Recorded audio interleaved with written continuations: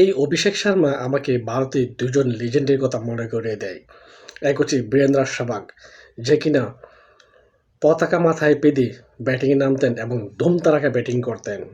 এমনই এই অভিষেক শর্মাও মাথায় পতাকা বাঁধেন এবং ধুম তাড়াকা ব্যাটিং করেন। আরেক হচ্ছে যুবরাজ সিং, যে কিনা বামহাতি ব্যাটার, দুর্দান্ত ব্যাটিং করতেন, সেই সাথে বল হাতেও সাফল্য পেতেন। এই অভিষেক শর্মাটা সেই একজন প্লেয়ার যার মধ্যে 2-1 পেলাম। দুর্দান্ত ব্যাটিংয়ের পাশাপাশি হাতে বলও ঘোরাতে পারেন। আজকে ইংল্যান্ডের বিপক্ষে সে 17 বলে 50 করেছেন এবং 37 বলে 100 মেরেছেন। What a outstanding batter! এবং শেষ পর্যন্ত তিনি 54 বলে 135 রান করেছেন।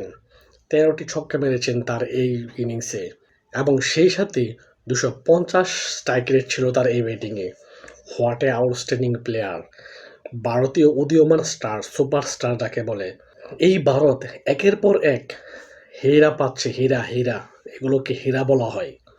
কি সাবলীল ব্যাটিং! একজন ইয়াংস্টার হয়েও এত দুর্দান্ত চমক ব্যাটিং, চোখের শান্তি লাগে। আর অপরদিকে যদি বাংলাদেশের কথায় আসি, বাংলাদেশিরা আন্ডার-19 পর্যন্ত ভালো খেলে। যখন তারা জাতীয় দলে চলে আসে তখনই তারা লর্ড হয়ে যায়। তারা মনে হয় আর ব্যাটিং করতে পারে না। এর আসল কারণ কি এটা তারাই ভালো জানেন। কিন্তু ইন্ডিয়া ঠিকই গোল্ড বের করে আনে, একের পর এক গোল্ড বের করে আনে। তারা যদি একাধিক টিমও দেয় তাও সমস্যা হবে না তাদের ব্যাটিংয়ে। একজন ব্যাটার আউট হয়েছে তো আরেকজন উঠে আসছে, মানে সবাই match winning performer. What a player! এগুলোকে দেখলেই ভালো লাগে। আজকে যেভাবে তিনি ব্যাটিং করেছেন, মানে পুরা মাঠ কাঁপায় ফেলেছেন আউটস্ট্যান্ডিংভাবে।